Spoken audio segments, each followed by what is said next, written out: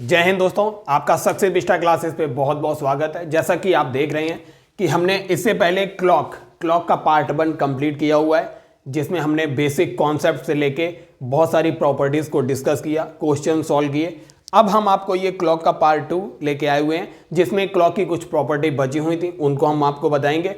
और हम घड़ी की सुइयों के मध्य जो पार्टिकुलर टाइम दिया जाता है कि 5:10 पे मिनट और घड़ी की सुई के बीच कितना कोण होगा, तो ये सारे क्वेश्चन सॉल्व करेंगे और मिरर इमेज से संबंधित प्रश्न भी आपको हम बताएंगे और सारे कॉन्सेप्ट समझाएंगे। इस वीडियो को देखने के बाद आपको कोई भी वीडियो देखने की जरूरत नहीं पड़ेगी। क्लॉक का ये पार्ट 2 है। हम इससे पहले पार्ट 1 को कंप्लीट कर चुके हैं। यदि आपने नहीं देखा है तो डिस्क्रिप्शन बॉक्स में जाके उसका लिंक पड़ा हुआ है, आप वहां देख लीजिए। तो आइए शुरू करते हैं पार्ट 2। पार्ट 2 में हमारा ये प्रॉपर्टी बची हुई थी, 4 और 5 बजे के बीच घंटे और मिनट की सुई एक दूसरे से कब विपरीत होंगी। तो हमने विपरीत वाली होने की प्रॉपर्टी एक दूसरे की नहीं बताई थी। तो आइए अब देखते हैं। हमने आपको बताया था कि जो 4 और 5 के बीच अगर घड़ी की सुइयां विपरीत होंगी तो टाइम क्या हुआ होगा, 4 बज के कुछ मिनट हुआ होगा। तो हमारा पहला टाइम T1 क्या हो गया, 4। अब हमें मिनट की वैल्यू निकालनी है। इस फॉर्मूले का ये हमारा मास्टर फॉर्मूला है, इसमें रख देते हैं। अब जब कोई घड़ी की सुइयां एक दूसरे के विपरीत होंगी, मान लो ये अगर विपरीत होंगी तो इनके बीच कोण कितना है, 180 डिग्री। थीटा की वैल्यू क्या हो जाएगी, थीटा की वैल्यू हो जाएगी 180 डिग्री। तो बस रख दीजिए इसी फॉर्मूले में, हमें मिनट मिल जाएगा। m बराबर 2/11। T1 हो गया हमारा 4 गुणा 30 प्लस माइनस 180 डिग्री। अब निकाल लीजिए, ये हो जाएगा 4 तियो 12, 120 प्लस 180 में गुणा हो जाएगा 2/11 का। तो ये आएगा 2/11 गुणा 120 में ये हो जाएगा 300, 300 दूनी 600/11, 600/11। अगर आप इसको हल करेंगे तो 11 पंजे 55, फिर आएगा 11 चौक 44, 6/11। मतलब 4 बजकर टाइम होगा 4:54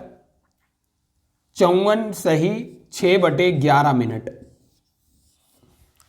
इस मिनट पे मतलब 4:54 सही 11 मिनट पे ये घड़ी की सुइयां एक दूसरे के विपरीत होंगी 4 से 5 के बीच। हमने आपको बताया था घड़ी की सुइयां 1 घंटे में एक बार विपरीत हो जाती हैं एक दूसरे के। वहीं हमने बताया था 12 घंटे में ये केवल 11 बार विपरीत होती हैं। तो हमने आपको बताया था 6 से 7 के बीच ये घड़ी की सुइयां कभी भी विपरीत नहीं होती हैं। ऐसा क्यों होता है, क्योंकि 6 बजना एक प्रॉपर्टी थी और 6 से 7 के बीच ये घड़ी की सुइयां विपरीत नहीं हो पाती हैं। इसलिए 12 घंटे में केवल 11 बार और 24 घंटे में 22 बार ये घड़ी की सुइयां एक दूसरे के विपरीत होती हैं। तो आइए अब इसको प्रूव करके देखते हैं कि 6 से 7 के बीच घड़ी की सुइयां एक दूसरे के विपरीत क्यों नहीं होती हैं। अब हम यहां पे टाइम लेते हैं 6 से 7। 6 से 7 बजे के बीच घंटे और मिनट की सुइयां कब विपरीत होंगी। तो पहला समय हमारा क्या होगा, 6 बज के कुछ मिनट पे ही विपरीत होंगी। तो हमारा T1 हो गया 6। अब इस फॉर्मूले में रखिए m बराबर 2/11 गुणा 6 गुणा 30 प्लस माइनस 180 डिग्री। अब आप देखिए 2/11, 6 तियों 18, 180 प्लस 180 ये हो गया 360 दूनी 720 डिग्री बटे 11।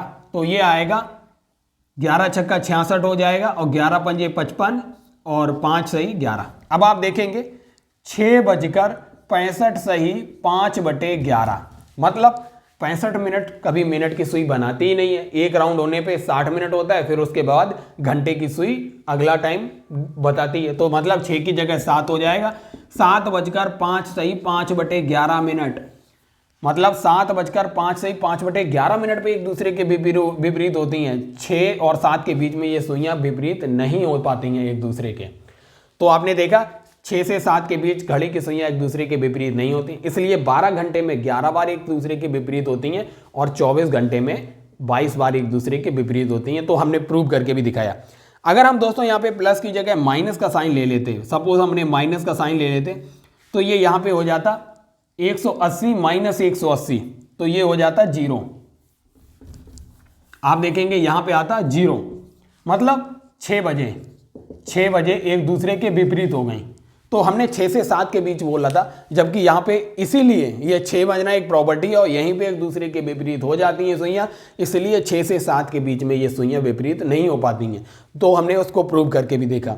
अब आइए दोस्तों प्रीवियस ईयर क्वेश्चंस को सॉल्व करके आपको दिखाते हैं कि और किस तरीके के प्रश्न क्लॉक से पूछे जाते हैं। दोस्तों ये प्रश्न एसएससी में आया हुआ है, 4:47 पर घंटे और मिनट की सुइयों के बीच कोण क्या होगा। तो 4:47 का मतलब हो गया, तो आपको ये कोण निकालना है कि ये कोण कितना होगा 4:47 पे। आपको ये कोण निकालना है कि 4:47 पे ये कोण क्या होगा। हमें टाइम दिया हुआ है 4:47, मतलब T1 की वैल्यू दी है और M की वैल्यू दी है, तो इस फॉर्मूले में रख दीजिए। M की वैल्यू हो गई 47, 2/11, T1 की वैल्यू आएगी 4 × 30 प्लस माइनस हमें ये थीटा की वैल्यू निकालनी है। तो हमारा हो गया 47 और 11 का मल्टीप्लाई कर देंगे, इधर 11 को लेके आएंगे, 11 × 7 = 77, 11 × 4 = 44 और 7 हो जाएगा 51। और ये 2 × 4 = 12, 120 प्लस माइनस थीटा। माइनस का थीटा लेने पे आपको क्या करना पड़ेगा, फिर 360 से इसे माइनस करना पड़ेगा, तब आपको कोण मिलेगा। तो इसलिए हम प्लस का ही थीटा ले लेते हैं, जिससे कि आपको डायरेक्ट ये कोण मिल जाएगा। तो आइए 517 ये हो जाएगा 12 दूनी 24, 240 प्लस 2 थीटा। अब 240 को इधर लेके हम इसको माइनस कर लेते हैं, तो आएगा 2 थीटा बराबर क्या आएगा 517 माइनस 240, ये आएगा 277। और थीटा बराबर क्या आएगा, ये 2 इधर डिवाइड हो जाएगा, मतलब 138 सही 1/2 डिग्री का कोण है। ये कोण क्या आएगा 138 सही 1/2 डिग्री का ये कोण बना। तो दोस्तों ये तरीका है निकालने का। कोई अगर पार्टिकुलर टाइम दिया गया है तो मिनट और घंटे के बीच की सुइयों के कोण निकालने का तरीका ये है। इसके मिरर इमेज से संबंधित कॉन्सेप्ट क्या होते हैं उनको देखते हैं। अब आइए दोस्तों हम मिरर इमेज से संबंधित प्रश्न जैसे कि आपके एग्जाम में पूछे जाते हैं, बस इतनी टेबल याद करिए, याद भी नहीं करना है आपको, इतना बस आप इस वीडियो को देख लीजिए। आपके मिरर इमेज से संबंधित जो क्वेश्चन है घड़ी के बिल्कुल भी गलत नहीं होंगे और सेकंड्स में आप इसे हल करेंगे। तो आइए देखते हैं। मिरर इमेज से संबंधित 2 प्रश्न आते हैं। एक तो लंबवत, मतलब घड़ी जैसी है खड़ी हुई उसी के फॉर्मेट में अगर रख दिया जाए तो पूछेगा उसका दर्पण का प्रतिबिंब क्या होगा। तो बस यही है। अब हम आपको हमारी एक ये ओरिजिनल घड़ी है, ये उसका प्रतिबिंब है, तो इस तरीके से वो इमेज दे देगा और यह बोलेगा कि अगर घड़ी में 4 बज रहे हैं तो उसके लंबवत प्रतिबिंब में कितना बजेगा, ये प्रश्न पूछा जाएगा। तो घड़ी में जो समय होता है और उसके प्रतिबिंब में क्या समय होगा, हमने ये टेबल बना दी है। बस आपको क्या करना है, 1 2 3 4 5 6 7 8 9 10 11 12, घड़ी में 12 बजते हैं मैक्सिमम, तो 12 का हमने टाइम लिया। अब आपको इसको उल्टा करना है, जैसे 12 बजेंगे तो 12 उसके मिरर इमेज में भी 12 ही दिखाई पड़ेगा, 12 बजेगा तो उसके मिरर इमेज में 12 दिखाई पड़ेगा। अब आप देखिए जब उल्टा चलिए 11 बजेगा, मतलब इधर पीछे हट गए हम, तो 11 बजेगा तो इसका उल्टा दिखाई पड़ेगा 1, 10 बजेगा तो इसका उल्टा दिखाई पड़ेगा 2, 9 बजेगा तो 3, और 9 बजेगा तो 3, 8 बजेगा तो 4, 7 बजेगा तो 5, 6 बजेगा तो 6, और 7 बजेगा तो 5, 8 बजेगा 4, 9 बजेगा 3, 10 बजेगा 2, 11 बजेगा तो 1। बस याद रखिए, इसको उल्टा लिख दीजिए। 1 बजेगा तो 11, मतलब 12 पे 12 ही दिखाएगा। फिर आप जैसे जैसे इधर वाला होगा वो इधर वाला दिखाएगा, और जो इधर वाला होगा वो इधर वाला। अगर घड़ी में 1 बजाए तो 11 दिखाएगा, 2 बजाए तो 10 दिखाएगा, 3 बजाए तो 9 दिखाएगा, 4 बजाए तो 8 दिखाएगा। तो इस तरीके से है। और अगर इसी का उल्टा है, 11 बजाए तो 1 दिखाएगा, मतलब 1 बजाए तो 11, 2 बजाए तो 10, 3 बजाए तो 9, 4 बजाए तो 8। मतलब जैसे जैसे इधर अगर कोई इमेज में इसके मान लो वास्तव में इधर वाला बजा हुआ है तो इधर वाला शो होगा। तो बस हमने वही टेबल बनाई हुई है। आप इस टेबल को बस एक बार समझ लीजिए, ये सारा का सारा आपका कॉन्सेप्ट क्लियर हो जाएगा। अब आइए देखते हैं अगला प्रकार। अब आइए अब देखते हैं घड़ी का क्षैतिज प्रतिबिंब। क्षैतिज का मतलब होता है कि अगर घड़ी ऐसी है तो इसी के अक्ष के समांतर अगर एक दर्पण रख दिया जाए तो उसका जो प्रतिबिंब बनेगा। इसमें केवल आप इतना याद रखिए, केवल जो घड़ी है जस्ट इसका उल्टा प्रतिबिंब यहाँ पे बन जाता है। मतलब 12 जो है वो 6 हो जाता है और जो 6 है वो 12 हो जाता है और उसी के अकॉर्डिंग बढ़ता है। मतलब जब ये 6 है तो ये 12 बन गया, तो 5 क्या बन जाएगा, 1 बन जाएगा, और 4 क्या बन जाएगा, 2 बन जाएगा, 3 बना रहेगा, और 4 जो होगा वो 2 बन जाएगा, 5 जो होगा वो 1 हो जाएगा। मतलब इसका जस्ट उल्टा यहाँ आ जाएगा, तो ये वाली घड़ी बिल्कुल उल्टी हो जाएगी। जैसे हमने यहाँ पे 4 बजना दिखाया हुआ है, 4 बजना, मिनट की सुई 12 पे है, जब ये उल्टी होके आएगी तो मिनट की सुई, हमने बोला था 12 क्या बन जाएगा, 6 बन जाएगा। मतलब अब मिनट की सुई कहाँ पे आ जाएगी, 6 पे आ जाएगी। और ये घंटे की सुई कहाँ पे है, अभी 4 पे है। तो हम जब ये 12 बन गया 6, तो 1 बन जाएगा 5 और 2 बन जाएगा 4।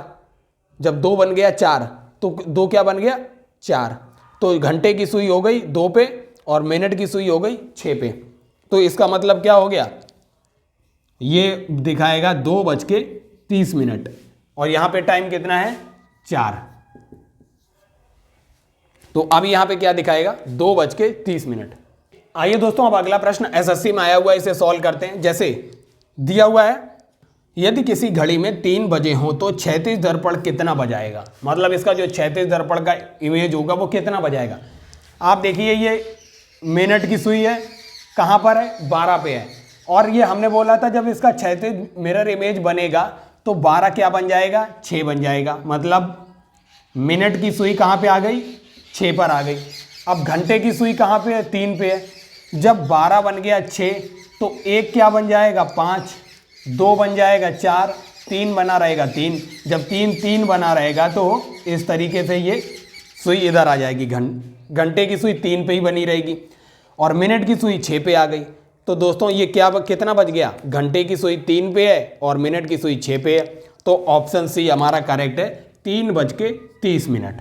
तो दोस्तों ये हमने देखा मिरर इमेज से संबंधित प्रश्न, जिसमें हमने लंबवत मिरर इमेज देके और क्षैतिज मिरर इमेज देके और घड़ी की सुइयां कब एंगल्स पार्टिकुलर टाइम पे कितना एंगल बनाती हैं वो देखा हमने। तो दोस्तों ये पार्ट 2 हमारा खत्म हुआ क्लॉक का। अगर ये वीडियो सीरीज आपको अच्छी लग रही है तो इसको ज़्यादा से ज़्यादा शेयर कीजिए और चैनल को सब्सक्राइब कीजिए। धन्यवाद।